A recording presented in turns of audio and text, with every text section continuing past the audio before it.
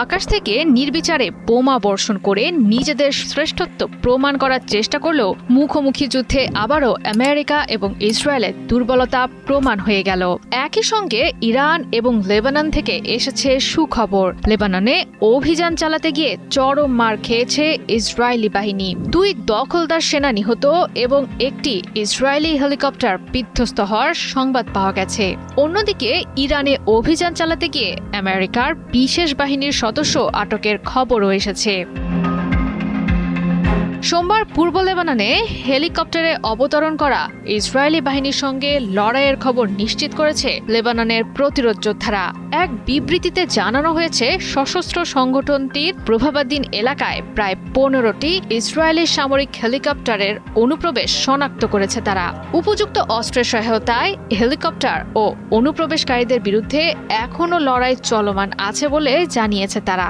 সংগঠনটির বেক্কা অঞ্চলের 2 জন কর্মকর্তা সংঘর্ষ চলাকালে একটি ইসরায়েলি হেলিকপ্টার ভূপাতিত করার দাবি করেন। পূর্ব লেবাননের নবিশিত অঞ্চলে তীব্র সংঘাতের খবর নিশ্চিত করেছে লেবাননের রাষ্ট্রায়ত্ত সংবাদ সংস্থা ন্যাশনাল নিউজ এজেন্সি।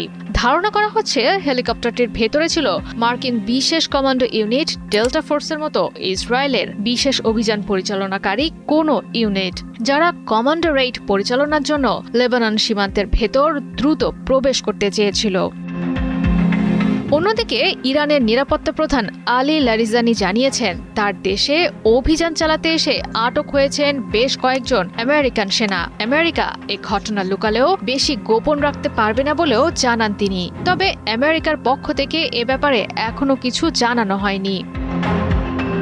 ইরানের সীমিত স্থল অভিযানের নেতৃত্ব দেয়া ট্রাম্পের ওয়াশিংটন ইতোমধ্যে শুরু করেছে আলোচনা। আন্তর্জাতিক গণমাধ্যম এনবিসি নিউজে প্রকাশিত তথ্যানুযায়ী ইরানে পূর্ণ মাত্রার পরিবর্তে সীমিত সেনা মোতায়েন প্রসঙ্গে ট্রাম্প আলোচনা সেরেছেন নিজ দল রিপাবলিকান মিত্রদের সঙ্গে। কৌশলগত স্বার্থ হাসিলে সেনা মোতায়েনের প্রসঙ্গ ঘুরে ফিরে ইরানে মার্কিন স্থল অভিযানেরই ইঙ্গিত দিচ্ছে।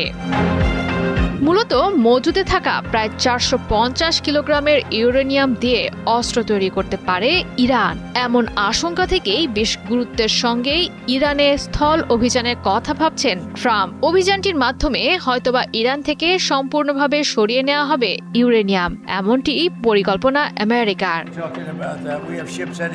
শুধু ইরান নয়, লেবাননেও চলবে স্থল অভিযান। এজন্য পুরোপুরি প্রস্তুত আমেরিকার সর্বক্ষণের সঙ্গী ইসরায়েল। ইসরায়েলি প্রতিরক্ষা বাহিনীর প্রধান জানান, অভিযানের মাধ্যমে ইরানের ঘনিষ্ঠ মিত্র লেবাননের প্রতিরোধ যোদ্ধাদের নিরস্ত্র করাই তাদের লক্ষ্য অর্জন না হওয়া পর্যন্ত অব্যাহত থাকবে সামরিক অভিযান। জয়া সরকার, ৭১।